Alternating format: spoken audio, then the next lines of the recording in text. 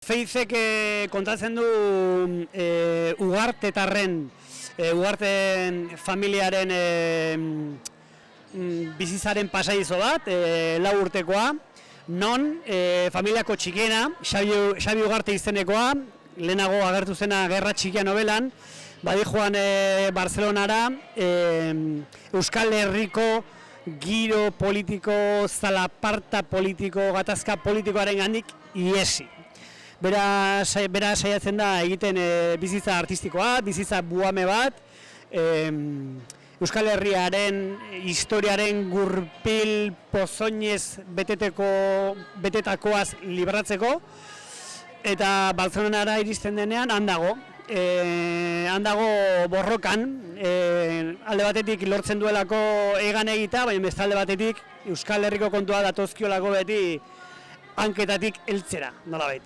Eta hori da, grosso modo, liburuaren ardatza. Agustitzu Ikarai beka eman ziaten, urtebete bukatu behar nuen liburua, eta horre dukagu alde bat oso txarra, alegia, bukatu berezula bai ala bai, eta berdin dela katrabillatuta gatu balin batzea ere aurrera egin behar dezu. Eta batzutan ez datoz ideiak edo beharko zenuke arnaz bat eta ez daukazu.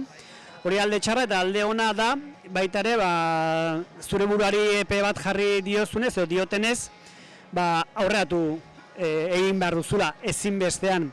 Eta askotan katraminetuta zaudenean, lortzen duzu zulotik ateratzen zuzen ere, ekinaren ekinaz.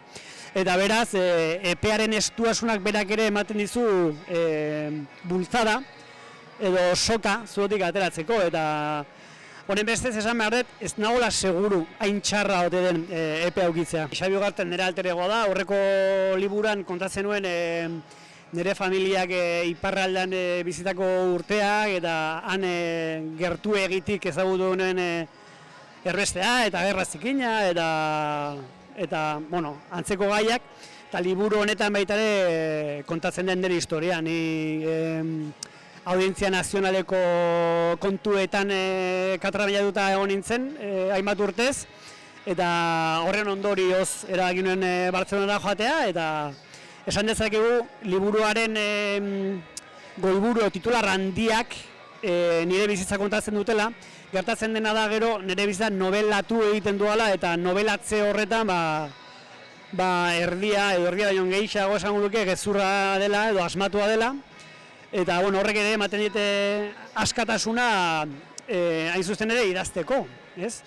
Idaztea beti idaztea, eta autobiografia denean ere idatzi egin behar da, novelatzeak ematen dit askatasuna irudikatzeko eta pentsatzeko beste modu batera nola izan zitezkeen gauzak, ez? Eta personaje berriak sortu, dialogo berriak, gertakari berriak.